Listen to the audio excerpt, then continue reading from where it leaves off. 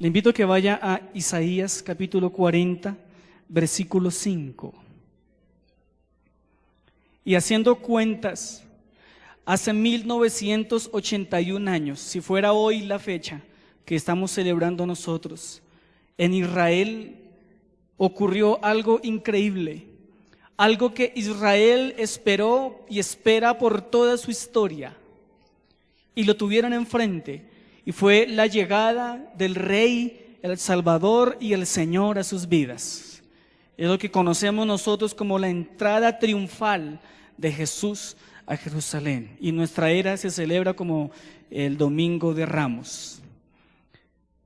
Isaías 45, gracias. ¿Lo tiene? ¿Qué tal si lo leemos todos juntos? 1, 2 y 3. Y se manifestará la gloria de Jehová, y toda carne juntamente la verá, porque la boca de Jehová ha hablado. Una vez bien fuerte, léalo por favor. Y se manifestará la gloria de Jehová, y toda carne juntamente la verá, porque la boca de Jehová ha hablado. Como le dije, hace 1981 años, en el año 33, la edad que tenía Jesucristo, Israel estaba viviendo momentos dramáticos, momentos especiales, porque Israel había esperado la promesa que se le había hecho una y otra vez por los profetas. Isaías aquí les está profetizando, les está diciendo que vendrá el deseado de las naciones. Y Juan comienza a predicar, el último de los profetas comienza a predicar y comienza a anunciar y comienza a preparar el camino del deseado de las naciones, el Ben David, el Mashiach, el hijo de David. Y entonces el momento en que Jesús aparece en ese día, en esa última semana, era la semana trascendental en la vida de Jesús y en la vida de la humanidad. Vaya por favor a Mateo capítulo 1. Y quiero que por un momento recreemos esa escena de la entrada triunfal de Jesús. Y dice la Biblia que cuando Jesús iba camino a Jerusalén, muchísimas personas se agolparon para ver a Jesús. Pero quiero que usted piense en la expectativa que había alrededor de la llegada de Jesús. Quizás muchos de los habitantes de Jerusalén no conocían a Jesús, lo habían escuchado porque de pronto no lo acompañaban en las giras que él hacía alrededor, y entonces lo que oían era que había un hombre que hacía milagros, que hacía prodigios, que era un hombre muy conocido, que venía de Dios. Y se estaba regando la bola que de pronto ese era el Mesías, era el esperado de Dios. Y entonces Jesús sabe que tiene que llegar a Jerusalén. Jesús sabe lo que va a pasar. Jesús sabe con lo que se va a encontrar. Y entonces Jesús prepara su entrada. En Mateo 21, en el versículo 7, 8, 9, ellos cantan un cántico que no lo sabemos. Pero yo quiero que usted se imagine algo, hermano. Si usted ha esperado a Jesús, póngase por un momento en los zapatos del pueblo de Israel. Cientos y cientos de años atrás, usted ha escuchado que viene su Salvador, ha escuchado que va a llegar el que por fin los va a libertar. Ellos esperan a un Salvador político militar, y de pronto comienza a sonar por ahí el chisme y la bola de que ese rey ha llegado. ¿Cómo se pondría usted? ¿Cómo se pondría usted? ¿Triste? Usted cantaría como cantó en esta mañana, ¿cierto? Y si usted y yo pudiéramos comprar un boleto para devolvernos 1981 años y estar ahí presente cuando el Rey de Reyes y Señor de Señores apareciera, usted comenzaría a cantar un cántico, amén. ¿Cuál cantaría usted? ¿Cuál cantaría usted? Yo cantaría te alabaré, te glorificaré, te alabaré, mi buen Jesús. Yo cantaría ese. ¿Qué pasó con la procesión? Y dice la Biblia que la procesión comenzó a entrar a Jerusalén y los que iban delante cantaban, te alabaré. Y dice que los que iban atrás escucharon el cántico, ahí viene el Mesías. Y siguieron cantando. Colóquese de pie y haga de cuenta que el Mesías va entrando. Colóquese de pie y dígaselo. Te alabaré. Te glorificaré. El Mesías va entrando. Dígaselo, mi buen Jesús. Dígalo, te alabaré, Señor. Y te alabaré. Y la gente comenzó a alborotarse. Y te alabaré, mi buen Jesús. Imagínese a usted la mamá diciéndole al hijo, papito, papito, camine que viene el Mesías, camine que llegó el Mesías. Y el niño decía, mami, ¿qué es el Mesías? Yo no sé qué es el Mesías. Y la mamá le decía, es el deseado de las naciones, el que nos va a libertar, el que nos va a libertar, el que nos va a sacar de la esclavitud, ha llegado. Y los niños se emocionaron y empezaron a decir, te alabaré. Te glorificaré. Y te alabaré, mi buen Jesús. Y yo me imagino a los sacerdotes, el poder político. Ese no es un rabí, ese no es un maestro. ¿Cómo es posible que un aparecido? ¿Cómo es posible que el hijo del carpintero tenga a 3 millones de personas cantándole lo que le están cantando? Y me imagino que los poderosos políticos de la época también miraban y decían, pero ¿quién es ese? ¿Cómo es posible que yo nunca pude reunir 3 millones y ese aparecido hijo del carpintero tiene una ciudad entera conmocionada? Yo me imagino los niños al lado de Jesús diciéndole, Mesías, Mesías, hijo de David, hosana al que viene en las alturas. La gente estaba totalmente alborotada. La ciudad de Jerusalén estaba en un sismo total porque había llegado el Rey de Reyes y el Señor de los Señores. Amén. ¿A cuántos de ustedes les ha llegado el Rey de Reyes y Señor de los Señores? Entonces colóquese de pie y una vez más se lo va a decir con nosotros. Colóquese de pie, por favor. Haga de cuenta que hoy es el primer día de su vida, cuando usted ha esperado, ha anhelado la llegada de ese Mesías y por fin lo tiene. Te alabaré, te glorificaré. Dígaselo, te alabaré, mi buen Jesús. ¿Si me ayudan con la guitarra? Sí. Te alabaré, te glorificaré, te alabaré, mi buen Jesús. ¿Cómo cantarían las damas ese día? A ver, las damas. Ahí venía entrando el Mesías. Te alabaré. A ver los hombres, ¿cómo hubieran recibido a Jesús? Te alabaré. Sí, te glorificaré. Te alabaré. Mi buen Jesús. Eres tú, Señor. Te alabaré, sí, Señor. Te glorificaré, te alabaré. Eres mi buen Jesús. Eres tú, Señor. Dígalo bien fuerte. Eres tú. Eres tú, Señor. Te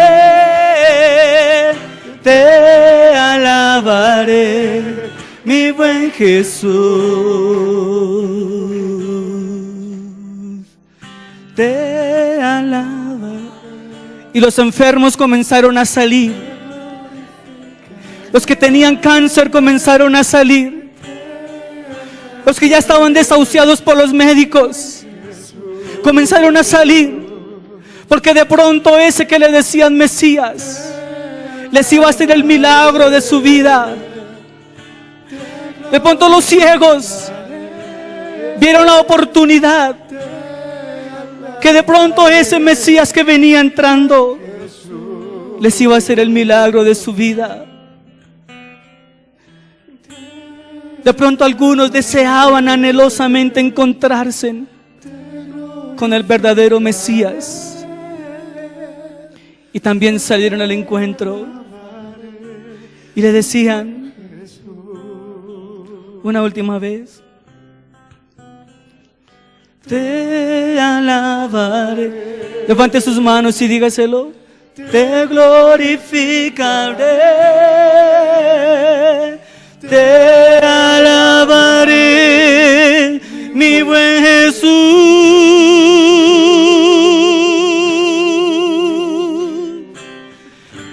Te alabamos, Señor. Te alabamos por la venida que tú hiciste en la cruz. Hoy te recibimos en este lugar, Señor, como nuestro Mesías. Aleluya. Tome su lugar, por favor.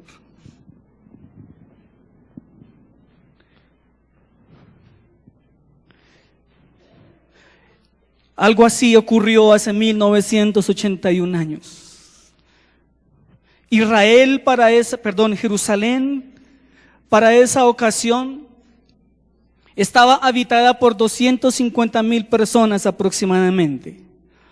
Era una ciudad grande. Y cada año, año tras año, los judíos celebraban la Pascua y cantaban Hosana, Hosana al Rey de David, el que viene en el nombre del Señor. Año tras año ellos esperaban el cumplimiento de esa gloriosa promesa. Y ese era el día en que esa promesa se iba a cumplir en sus vidas. Año a año lo celebraban. Cuenta la historia que ese día o esa semana llegaban a reunirse hasta 3 millones de personas en Jerusalén para celebrar la fiesta de la Pascua, la liberación. Por eso le digo que ese momento fue un momento dramático para Israel, porque Jesús escogió el momento preciso e ideal para hacer su entrada triunfal. Pero cada cual salía al encuentro, cada cual salía a mirar lo que de pronto le interesaba y le convenía. Cada cual, de acuerdo a su posición, salió a mirar. Unos salieron a criticar, otros salieron a juzgar, otros salieron a burlarse, otros salieron a menospreciar, otros salieron efectivamente a recibir al Mesías. Cada uno salió con una idea diferente. Y quiero que miremos hoy, a la luz de la historia, qué es lo que realmente significó la entrada triunfal de Jesucristo a Jerusalén. Las palmas, las túnicas en el piso, el asno en el cual él entró, todo eso tiene un gran significado y quiero que lo veamos en esta mañana. Mire Mateo capítulo 21, por favor.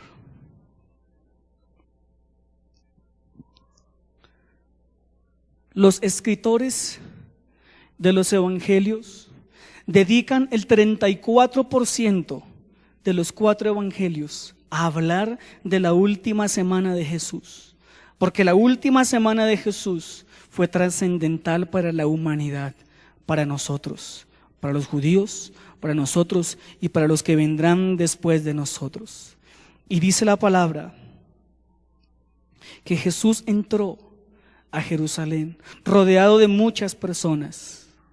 Y quiero hablar hoy de los preparativos de la entrada real, de la entrada extraordinaria y entre comillas digo espectacular que hizo Jesús a Jerusalén.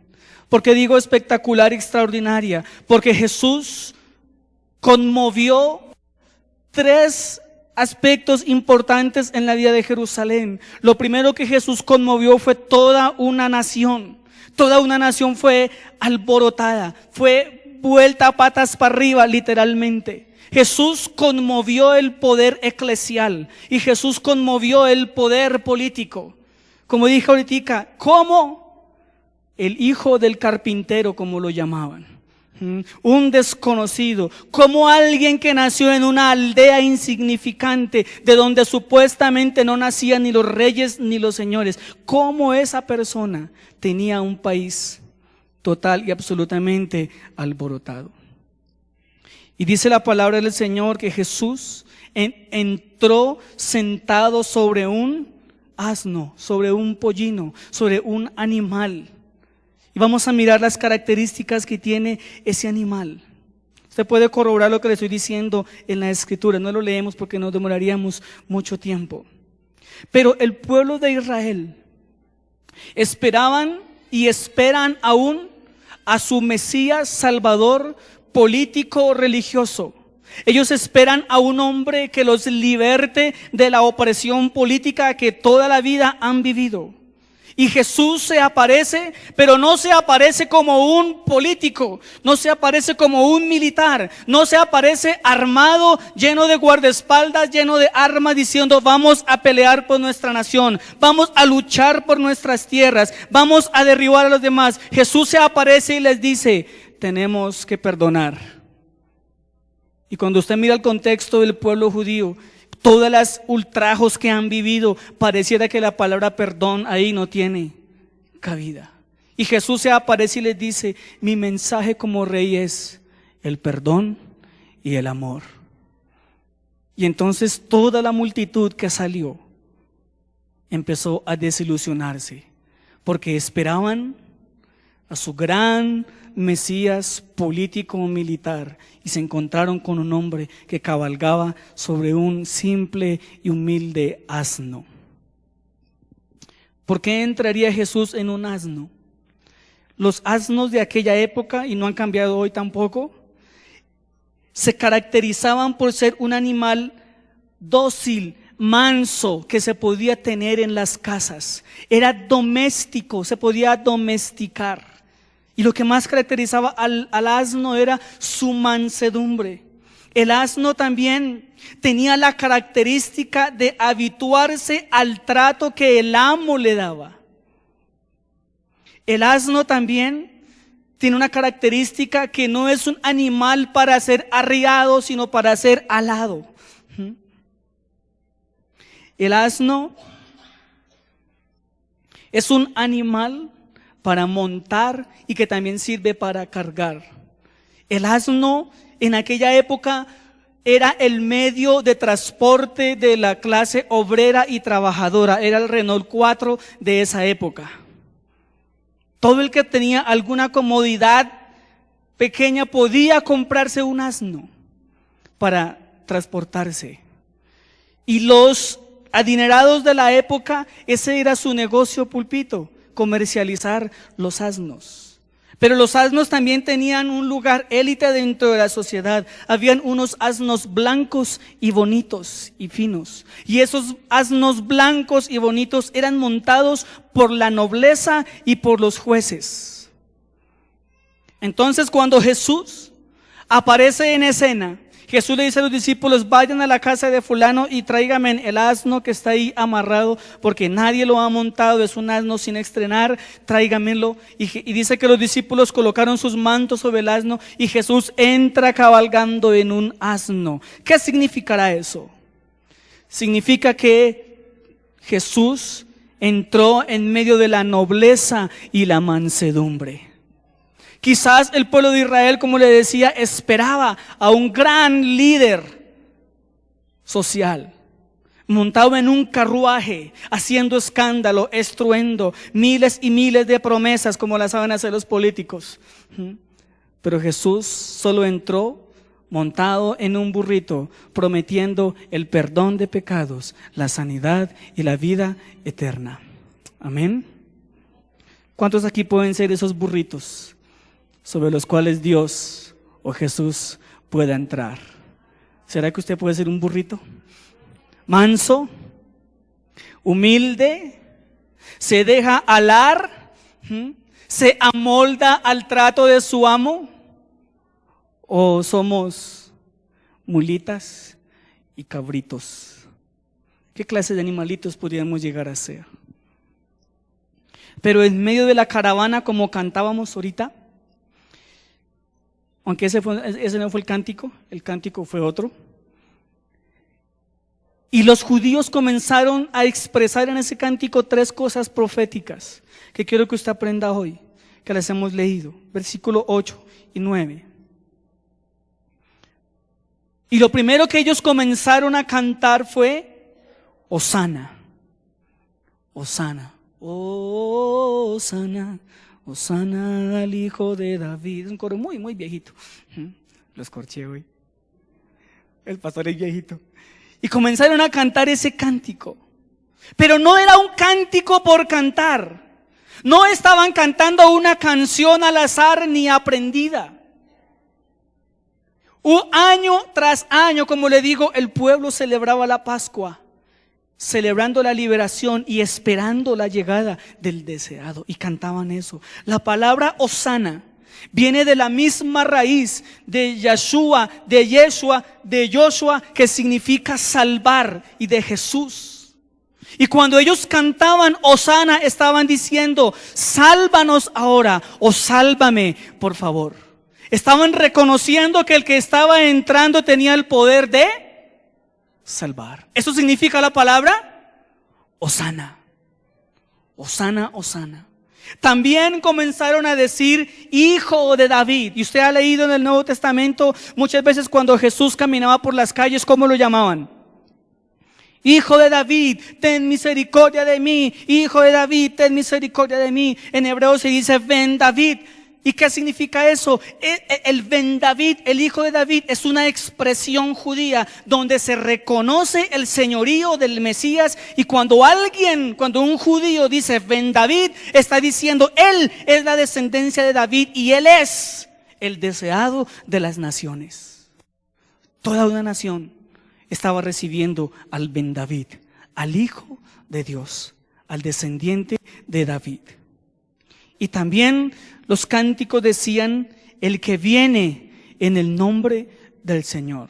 Y al parecer esta frase era como una de las estrofas más cantadas de cada Pascua, porque esperaban la llegada de su Mesías y lo cantaban año tras año, lo cantaban. Y yo me imagino que los padres le enseñaban a sus hijos esas canciones y le decían año tras año: hijo, nos vamos para la Pascua porque vamos a celebrar la llegada del Mesías. Por eso les decía, cuando comenzaron a cantar, yo me imagino a las mamás arreglando a los niños, despertando al esposo, despertando a la suegra. Vamos, vamos, vamos, porque llegó el Mesías. Amén. ¿Cuántos darían lo que fuera por ir allá? Allá no hay piscina, eso sí se lo puedo asegurar. Sí, hace un calor terrible. Pero el hecho de ver a Jesús frente a frente, eso no hay piscina que lo compare, hermano. No hay piscilago que compare ver a Jesús frente a frente, hermano. Porque Él es el agua que sacia nuestra vida. Es el agua que sacia nuestro ser. Amén. Dígale a su vecino: Jesús es el agua que sacia nuestra vida.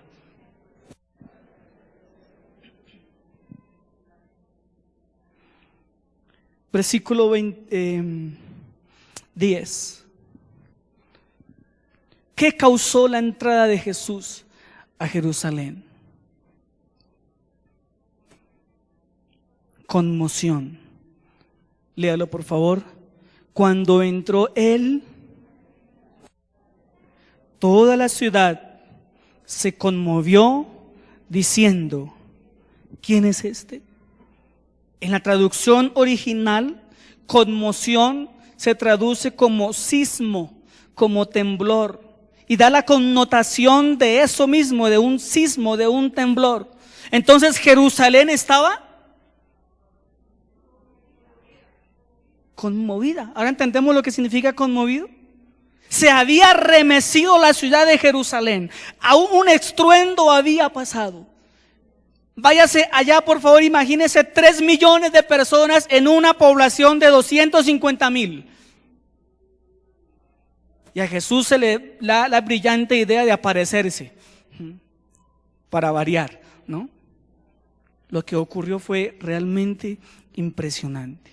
Y como les dije hace poco, Jesús causaba que lo odiaran, Jesús causaba que lo aclamaran, Jesús causaba que lo respetaran, Jesús causaba rechazo, Jesús causaba burla, Jesús causaba todo tipo de sentimientos. Porque cada cual, de acuerdo a su necesidad, a su posición, a su estatus social, así mismo veía a Jesús. El pueblo necesitado, sediento, enfermo, obviamente en Jesús veían la oportunidad de su milagro, de su sanidad, de su liberación. Los religiosos en Jesús, ¿qué veían? El peor de sus enemigos. Y los políticos ni hablar. Veían al peor de sus rivales que les estaba quitando todas sus posibles votos. También encontramos que camino a Jerusalén, la gente comenzó a partir los árboles y comenzó a quitarse sus túnicas, sus sacos, y comenzó a tenderlos en el piso para que Jesús caminara sobre la corte que ellos le estaban haciendo. ¿Qué querrá decir eso? Cada judío que lanzaba su saco o su túnica o su capa estaba entregando algo de él. De pronto para mí hoy este saco significa el hecho de estar delante de ustedes bien presentado, ¿verdad? Tiene un significado. Y la prenda que ellos llevaban en ese momento tenía un significado, porque ¿para dónde iban? Para la fiesta judía. Y entonces se quitan su túnica, quizás su mejor túnica, quizás el traje que únicamente usaban una vez al año porque iban a celebrar la fiesta judía, y ese mejor traje que tenía un símbolo, que tenía un valor especial, lo arrojaron a los pies de Jesús diciéndole: Señor, lo mío te lo entrego a ti. Lo mío no es mío, lo mío es tuyo. Písalo, haz con ello lo que tú quieras. No me interesa, Señor. Haz con ello lo que tú quieras. Y Jesús impactó el pueblo, Jesús impactó el poder eclesial y Jesús impactó el poder político de aquella época. Aún antes de nacer, Jesús ya había impactado el poder político porque mandaron a asesinar todos los niños. Y la historia cuenta que ese día se asesinaron aproximadamente 35 niños, buscando cuál de esos niños era el famoso rey de los judíos que había nacido. El imperio romano estaba asustado, estaba temeroso, porque la bola había crecido, ha nacido el rey de los judíos. Y ellos no iban a permitir que alguien reinara por encima de ellos. Pero inmediatamente Jesús entra a la ciudad. Después de escuchar los cánticos y el algarabío, después de haber escuchado cómo lo aclamaban, cómo lo vociferaban, cómo lo proclamaban rey, Jesús inmediatamente ¿hacia dónde se dirige? Versículo 12. Jesús se dirige al lugar donde a Él se le rinde adoración, honra y alabanza, al templo. Y Jesús llega al templo y vaya sorpresa, Jesús encuentra a todo el mundo de rodillas, leyendo la Torá, porque en ese entonces leían la Torá. ¿Sí? Jesús encontró un ambiente 100% espiritual y Jesús entonces se para adelante y comienza a cantar con ellos, ¿verdad? No. Jesús, dice la Escritura, que se llena de ira, se llena de celo por la casa de Dios. ¿Y de dónde sacó un rejo? No sabemos, pero dice la Biblia que Él se tomó el tiempo necesario para entretejerlo. Y comenzó a entretejer ese rejo, y me imagino que por dentro su ira lo consumía de ver cómo la casa que le habían construido a Él se había convertido en cueva de ladrones. Y usted conoce la historia. Jesús comienza a darle rejo a todo el mundo y comienza a volcar las mesas, y la plata, el dinero, las palomas, el maíz, los animales, eso se armó un alboroto terrible, y Él exclama diciendo: mi casa será casa de oración. Usted dirá, ¿por qué el templo estaba así? ¡Ay, qué pastores tan descuidados! ¿Sí? Cada familia en Israel tenía la obligación de ofrecer un sacrificio a Dios. Y cada familia ofrecía de acuerdo a sus posibilidades económicas. Cada uno ofrecía de acuerdo a lo que tenía.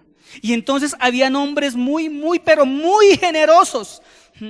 Habían hombres pero muy dados al pueblo, que colocaron sus puestos de ventas en el altar, en el atrio, perdón. Y comenzaron a comercializar dentro del templo, colaborándole a la gente para que le ofrecieran el sacrificio a Dios. Y habían perdido el sentido del templo y lo habían convertido en una plaza, literalmente, de mercado. Cualquier parecido con la realidad es pura coincidencia. Jesús impacta el poder eclesial. Jesús impacta el poder político. ¿Cómo estaría Roma en esos días? De preocupada. ¿Cómo estaría el emperador? ¿Cómo estaría Poncio Pilato, César? Sabiendo que ese insignificante hijo de un carpintero tenía una nación completamente alborotada, a favor y en contra. Dígale a su vecino, el rey quiere impactar tu vida. Dígale. Al de atrás, dígale, hermano, el rey quiere impactar tu vida.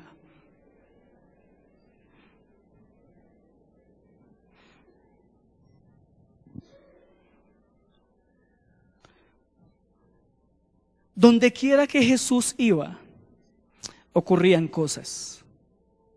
Siempre.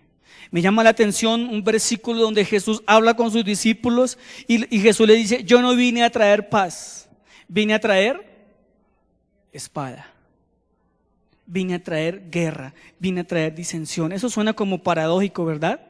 ¿Cómo así que el que predica la paz dice que no viene a traer paz? Donde quiera que Jesús entraba, habían problemas. Donde quiera que Jesús aparecía, algo ocurría. Siempre donde Jesús se paraban, ocurrían sismos.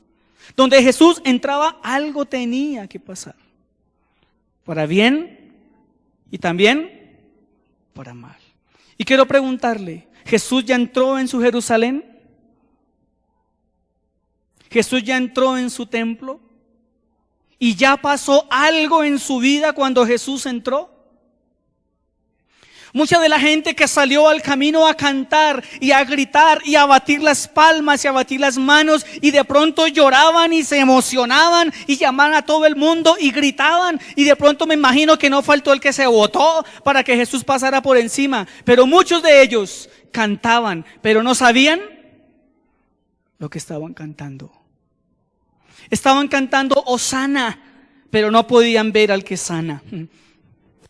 Estaban cantando bendito el que viene en el nombre del Señor, pero no estaban viendo al que había venido en el nombre del Señor.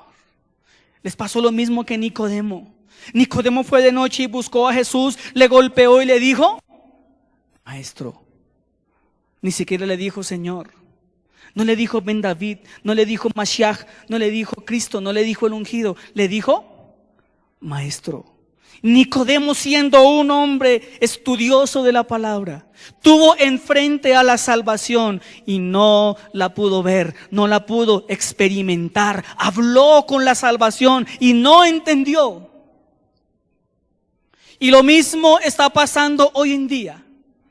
Estamos en un momento dramático, hermanos, donde se nos está presentando el Evangelio, se nos está presentando al mismo Jesús.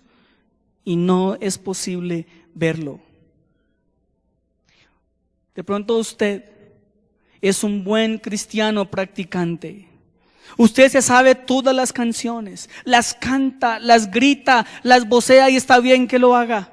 Usted lee la Biblia a la par con nosotros. Pero quiero preguntarle, ¿Jesús ya entró en su Jerusalén? ¿Jesús ya entró en su templo e hizo lo que tiene que hacer? ¿O solamente está proclamando un Hosana, domingo tras domingo, Pascua tras Pascua, Los judíos hoy en día siguen celebrando su Pascua y siguen esperando a su Mesías, porque lo tuvieron enfrente, lo tuvieron en la mitad de ellos, no lo aceptaron y no lo reconocieron. Amén.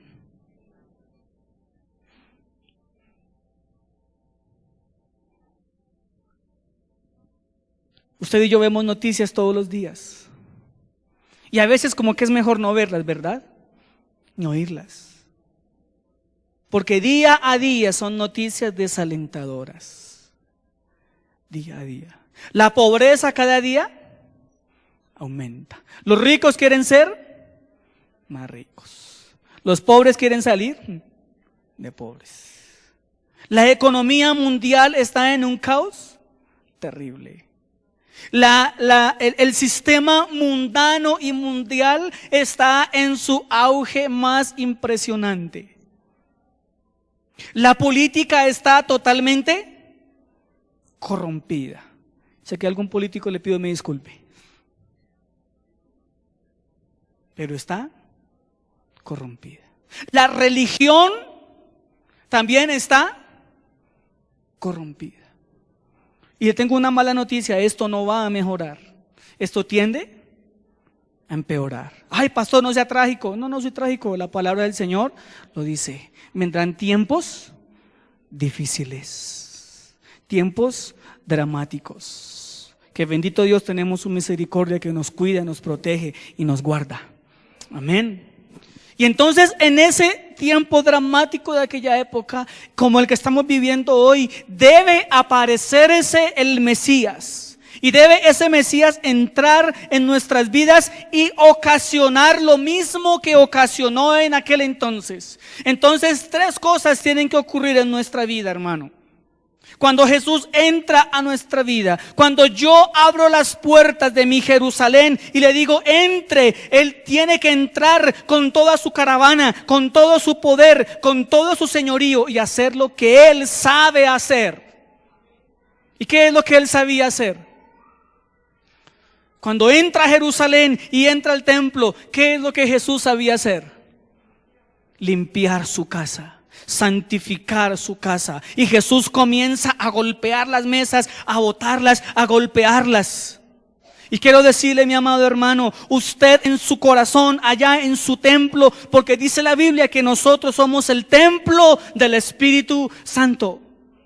Y ese templo que somos nosotros puede estar también lleno e invadido de muchas mesas de cambistas, de muchas mesas de cosas mías, humanas, naturales, pecaminosas, que las tengo ahí y me gusta convivir con esas mesas.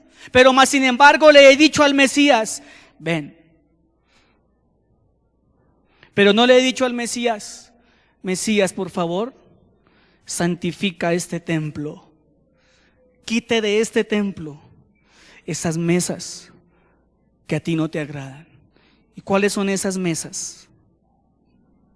Puede existir la mesa de la fornicación. Ah, no, ¿qué tiene de malo? Estamos en la era del humanismo, ¿sabía? Donde todo es bueno y nada es malo. Si usted decide ser homosexual, bien, esa es su decisión. Si te sientes bien, está bien. Si te quieres acostar con 5 hombres, acuéstate. Si te sientes bien, está bien. Si quieres vestir como un papagayo, vístete como un papagayo. Si te sientes bien, eso está bien. Ese es el humanismo. Si te quieres separar 5 o 6 veces y volverte a casar, pero te sientes bien, eso está bien. Y como dicen los estudiantes, ¿normal? A mi hijo cuando le jalo las orejas, papi, normal. Y yo le digo, ¿qué es normal? Pues normal, papi. Entonces, hoy todo es normal. Por favor. O sea, acostarme con 5, normal. Probar con un hombre, normal. Y esas normalidades humanistas comienzan a crear en nuestro templo esas mesas Y comenzamos a adornarlas, a ponerles mantel, a ponerles vajilla, a cuidarlas, a acariciarlas. No me las toquen porque eso es mi normal. Y entonces encontramos hombres que se vuelven predicadores pero que son homosexuales. Mujeres que se vuelven predicadoras pero que son lesbianas. Encontramos hombres que se casan, se divorcian, se casan, pero son predicadores. Porque todo es normal. Porque esa mesa está en el templo y la tienen amarrada, estacada, incrustada contra el piso y no permiten que el Mesías venga y la derribe. Hay otra mesa que es la pornografía. No hay cosa más inmunda, asquerosa, dañina, pervertida que la pornografía. Hay personas que duran 18 horas al día viendo ese tipo de videos. 18 horas al día, hermano. Pero eso es una mesa intocable. Pero es que normal. Normal. En la oficina, un día hablando con el gerente y un compañero, llegamos al tema de la pornografía. Y entonces me preguntaron por mi hijo. Yo le dije, tiene 12 años. Entonces el gerente dijo, uy, ya, su hijo. Yo le dije, no, mi hijo, nada. Yo le dije, mi hijo no abre el Face si yo no le doy permiso. Uy, tan exagerado, es mi hijo.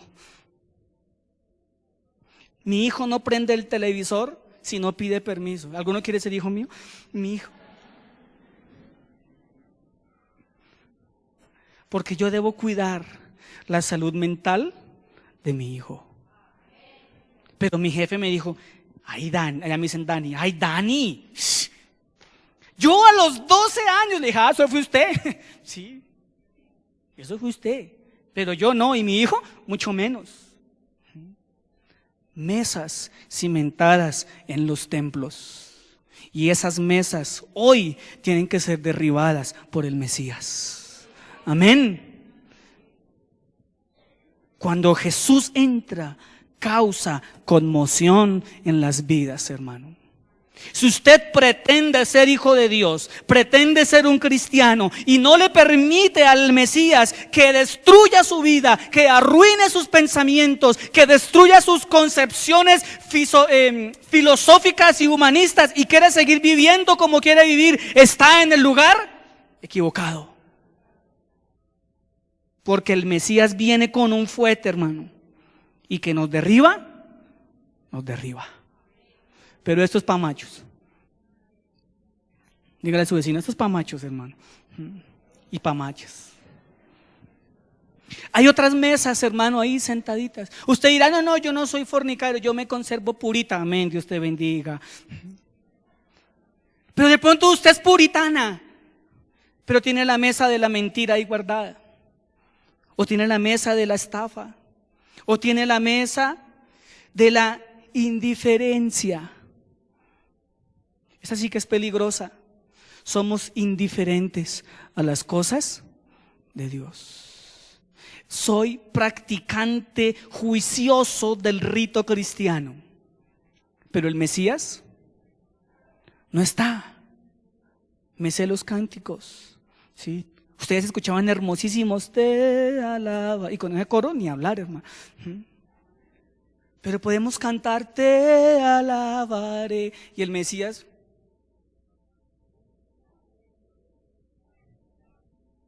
ni enterado, ni enterado. Hay otra mesa, que esa es la mesa del mal de la iglesia cristiana de hoy y de muchas personas, la superdotación espiritual. Son tan superdotados que no necesitan una iglesia. A mí muchos me han dicho, un pastor, yo no tengo necesidad de ir a ninguna iglesia, porque eso ¿para qué? Yo en mi casa me reúno, leo la Biblia y oro y vivo, como dijo mi hijo, normal. El cristianismo de hoy es normal, no ir a la iglesia, eso es.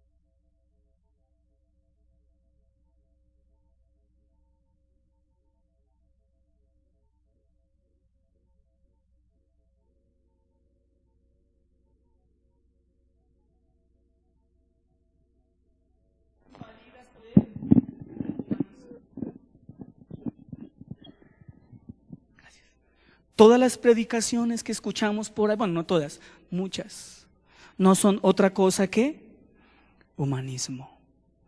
El humanismo predica y enseña que usted es Dios. No hay Dios, usted es Dios. Satisfaga sus deseos, satisfaga sus placeres, haga lo que quiera, siéntase bien y todo es normal. Y hoy encontramos todas las religiones donde se predican normalidades. Pocas son las iglesias que predican un evangelio como el que Jesús predicó ese día, de santificación. Pocas, porque es que eso no genera ni plata, ni riqueza, ni fama. Todo lo contrario, eso genera rechazo. Y Jesús quiere que nosotros le demos permiso a abrir las grandes puertas de nuestra Jerusalén, permitir que entre a nuestro templo y tumbe lo que tiene que tumbar. Amén. ¿Cuántos ahí reconocen que tienen que permitir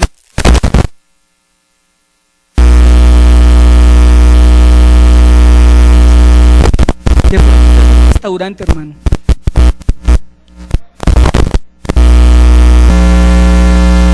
Con mesas de 10 puestos. Pero usted está normal. Ay, pastor, normal. No, no es normal. Si para usted es normal, el Mesías no ha entrado. Porque el Mesías, ¿qué causa? Conmoción. Conmoción. ¿Qué es una conmoción? Un movimiento telúrico tan fuerte que el que está parado. Amén. Y termino con esto. Ustedes al orar dicen la palabra Señor. Levanten la mano. Señor. ¿Por qué dice Señor? ¿Porque lo aprendió? Señor, sí Señor. En el ejército hay que decir Señor, sí Señor. Así por dentro, no sea el Señor, pero hay que decirle Señor. Y cuando nos acercamos a Dios y le decimos Señor, ¿qué significará Señor? La palabra Señor viene del griego Kyrios, que significa amo y significa dueño. Cuando yo le digo Señor, le estoy diciendo mi amo. Ay, Padre Celestial. Y el burro tiene la característica de dejarse amoldar por su amo. Así que o somos burritos o somos mulitos. El mulo no se deja domar tan fácil, mientras que el asno se le amarra el lazo a su cara, a su trompa, no sé cómo sea, y lo jalan y el burrito, ahí va. Ahí va. Que le quiero montar a cualquiera, el burrito dice, sí, móntelo, no se preocupe. Yo soy tan manso que... Y Jesús quiere que usted y yo seamos esos burritos que le decimos, Señor, amárreme este hocico y jáleme por donde tú quieras. Amén. Él es tu amo. Cuando usted le dice Señor, le está diciendo, Señor, haz conmigo lo que tú quieras. Amo, mi dueño. Amo, si tú me quieres bendecir, maravilloso. Amo, si tú no me quieres bendecir, sigue siendo mi amo, igual de maravilloso. Ese es el amo. El amo hace con lo suyo lo que él quiere. Si lo quiere vender, lo vende. Si lo quiere regalar, lo regala. Si lo quiere votar, lo vota. Bueno, Jesús no nos va a votar ni nos va a regalar, pero sí es nuestro amo. Amén. Mi amo y mi Señor. Dos cosas quiero que se lleve para su casa hoy, para esta Semana Santa, entre grandes comillas, porque de santa no tiene Nada. Usted dirá, oye, pastor, acá ve que a la 1 sale la flota. Sí, de santa no tiene nada. Sí. El vuelo es a las 3 y nada, que acaba ese pastor. Y en internet estarán diciendo, hombre, acabe, concluya. Sí. Porque de santa no tiene nada, hermano. Pero hoy hemos entendido lo que significa la entrada triunfal de Jesús. La entrada triunfal de Jesús se resume en conmoción. Su vida debe ser conmovida. Dígale a su vecino, querido hermano, tu vida tiene que ser conmovida.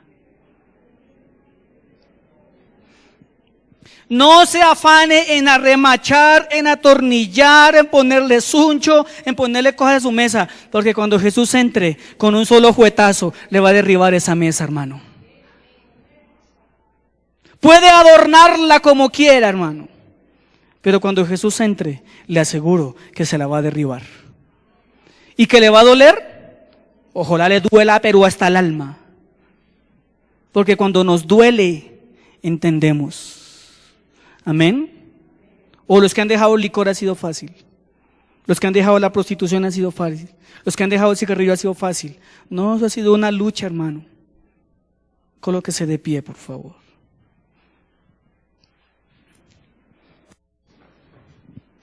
Aunque usted no parezca un burrito, déjeme decirle que usted y yo somos unos burritos. Pero no en nuestro contexto latino, ¿no? No los estoy ofendiendo. Porque si a usted le dicen burro, pues lo están ofendiendo. No. Somos ese animal, entre comillas, dócil, manso, manejable. ¿Cuántos son así? ¡Uy, aleluya! Pero también usted y yo somos el templo del Espíritu Santo. Y ese templo cada día debe ser santificado. Así sea por el fuete del Señor, hermano. Levante sus manos y ore con Dios. Dígale, aquí estoy, Señor. Padre, gracias. Porque tu entrada fue gloriosa, Señor. Fue magnífica, fue espectacular, Señor.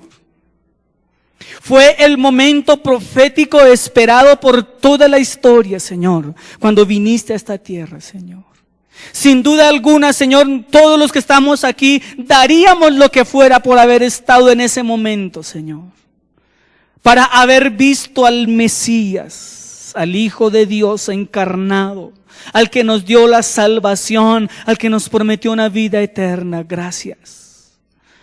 No tuvimos la dicha de verte, Señor, cara a cara. Pero hoy tenemos la dicha, Señor, de entender y comprender y ver tu palabra, Señor. Señor, aquí estamos, Señor, con esta humanidad débil y pecadora, Señor. Quizás no somos esos instrumentos que tú quieres que seamos, Señor. Quizás no somos ese asno manso, humilde, dócil que se deja manejar. Quizás no lo somos, Señor. Quizás este templo tiene una que otra mesa por ahí que debe ser derribada por ti, Señor.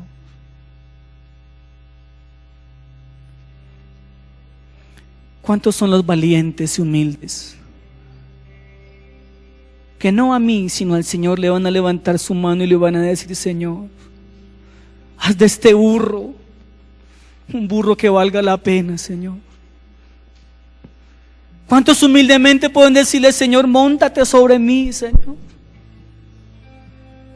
Móntate sobre mi vida, sobre esta humanidad, Señor, y haz con este burrito lo que tú quieras hacer.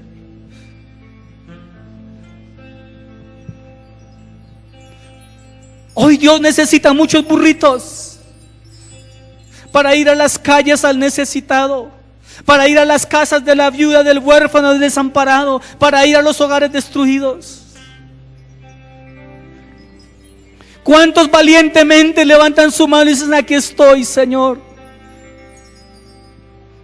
Solo sé rebuznar, pero quiero llevarte a ti, Señor, para que mi rebuzno sea glorioso y lleve la palabra del Mesías.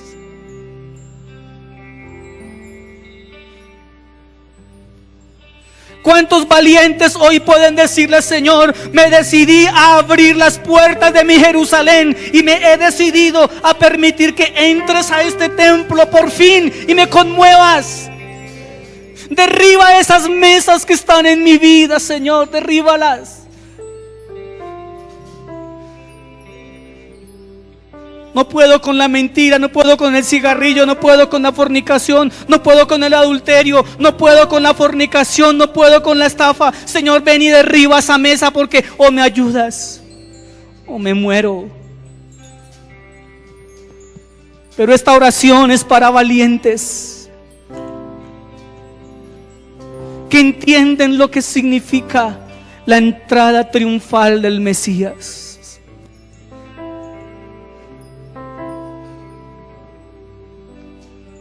Quítese la capa, quítese aquello que le proporciona satisfacción y bienestar humanista, y póngala a los pies de Jesús, y deje que Él pisotee sus ideas mundanas, mezquinas, humanistas,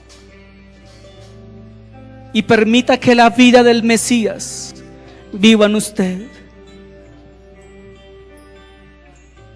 Permítalo hoy. Tanto los que están aquí como los que nos ven por la internet. Permita que hoy sea su día triunfal. Permita que hoy sea su verdadero domingo de Ramos. Vaya más allá de la religión, vaya más allá de la fe. Y dígale: Mesías, ven David, bendito el que viene en el nombre del Señor. Padre, aquí estamos, Señor. Aquí está esta humanidad, Señor. Levante sus manos y dígale: ven sobre mí, Jesús. Con sus propias palabras dígale: Señor, yo reconozco que soy pecador, que constantemente me aparto de ti, o quizás nunca te he tenido, yo lo reconozco. Pero hoy confieso que te doy entrada por completo a mi vida. Te doy el dominio total y absoluto de mi vida, Señor. Sí. Y